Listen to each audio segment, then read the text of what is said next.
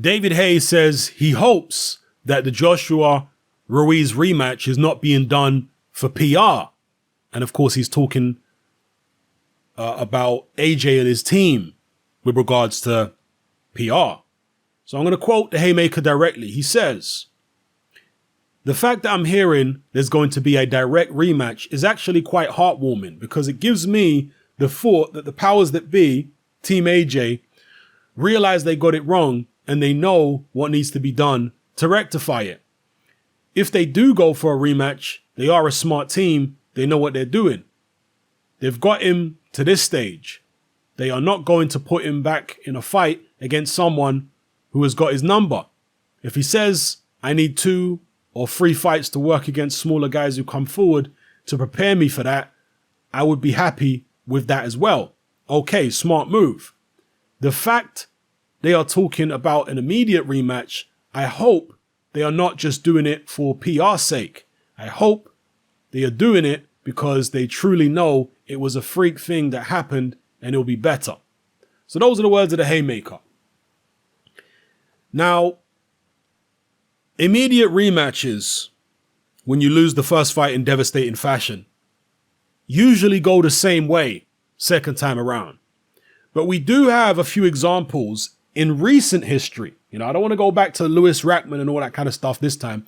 I want to talk about an example in recent history, very recent, when a guy took an immediate rematch after suffering a devastating knockout loss and came back and not only won that rematch, but won it well in dominant fashion.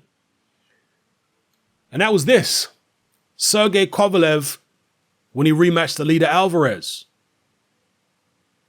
Less than a year after being defeated by KO in 7 rounds, he was down 3 times. He came back and he absolutely boxed Alvarez's head off. Schooled him.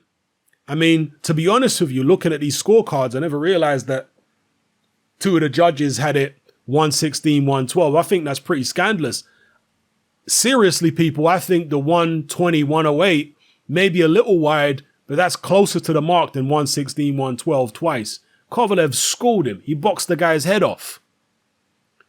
There was no apprehension there from Kovalev. He was full of confidence.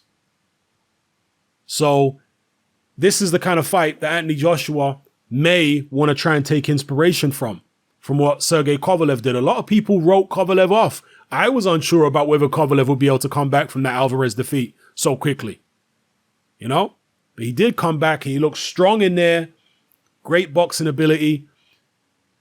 But boxing ability is a point to raise here because the skill level, the skill gap, should I say, between Kovalev and Alvarez is pretty wide. I mean, even in the first fight, Alvarez won by KO, but it's not like he was outboxing Kovalev, quite the opposite. He was landing some nice jabs, yes. He was, competitive through the fight. In fact, let me not say quite the opposite because, in retrospect, no. Alvarez did win some rounds with his jab and, he was doing some nice technical things and he was giving Kovalev issues.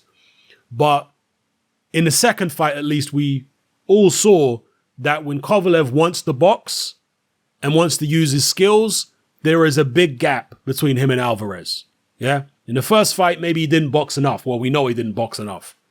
He was looking for the KO too much. In the second fight, he just stuck to his boxing and there was a big skill gap between the 2 fighters. With AJ and Ruiz, I don't think there's as big of a skill gap between the 2 of them as there was between Kovalev and Alvarez. I don't think so. So as much as AJ wants to, or might want to take inspiration from what Kovalev did against Alvarez, I don't think it will be as easy for him. That's just my personal view. Yes, he's got height and reach over Andy Ruiz, which Kovalev didn't really have against Alvarez. They're both around the same kind of height, same kind of dimensions and whatnot. So AJ's got height and reach. AJ's probably got quicker feet than Ruiz. Not like AJ's got the quickest feet in the heavyweight division, but I think they're quicker than Ruiz's feet. So he's got that on him too. And that was, again, kind of similar to the Kovalev-Alvarez situation because Kovalev had quicker feet than Alvarez. He was better at long range. He had a better jab. Just more effective. But Alvarez doesn't have the ability to counterpunch on the front foot that Ruiz has. Yeah?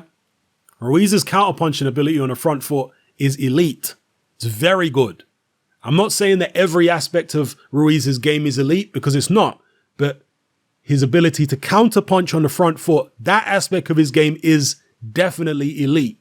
In fact, he's probably, off the top of my head, thinking now, the best front foot counterpuncher in the heavyweight division, Andy Ruiz. Very good at doing that. So AJ's got his work cut out as far as I'm concerned in this rematch. I know Ricky Hatton has come out and there have been a few people who said, you know what, AJ beats Ruiz all day long.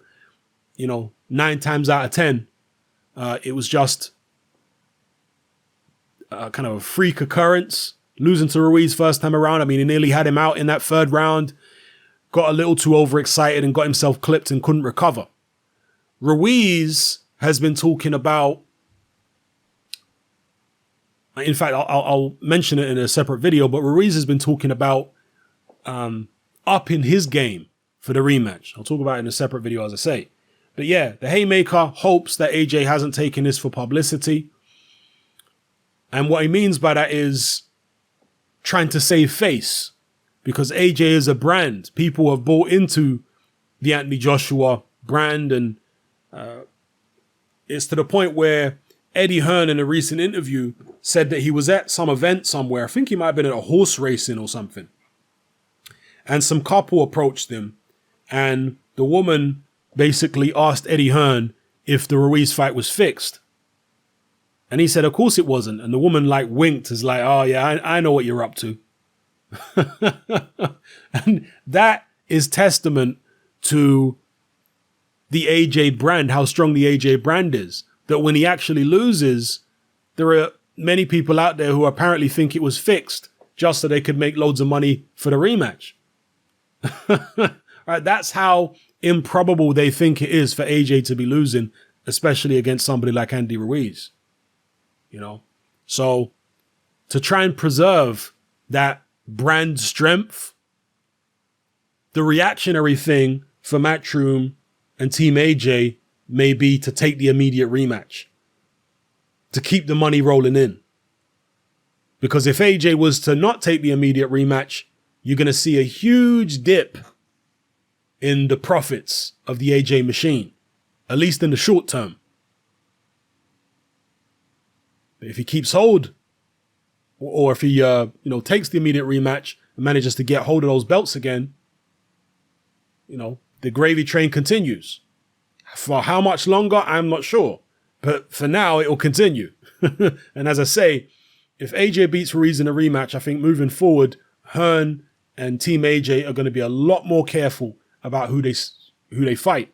Because AJ was kind of like a maverick. He was gung-ho, fighting everybody. Yeah, I'll fight him. I mean, he offered Luis Ortiz the fight on, 6 weeks notice or whatever. Was willing to pay Ortiz $7 million. I mean, that's how gung-ho Team AJ were in terms of we'll fight anybody. But after this Ruiz loss, I do not think they're going to be that gung-ho anymore. I'll be very surprised if they are. We'll see. Let me know what you guys think in the comment section below about the Haymakers' views here on AJ's match with Ruiz. Let me know. It's happening. I'm out. Join me on Patreon. I upload a minimum of 2 podcasts every single week, covering a wide variety of controversial topics, as well as live stream Q&A sessions. Take a look on screen right now at some of the podcasts I've produced so far. For just $3 a month, the equivalent of about £2 a month, you get access to all my new podcasts and my entire back catalogue of past podcasts, including my popular Confessions of a Nightclub Bouncer series. You can listen on your computer or on your smartphone or tablet by downloading the Patreon app from the Google Play Store or the App Store for free. The Patreon app also allows you to download each podcast in MP3. For less than the price of a cup of coffee, you get access to dozens of hours of exclusive content.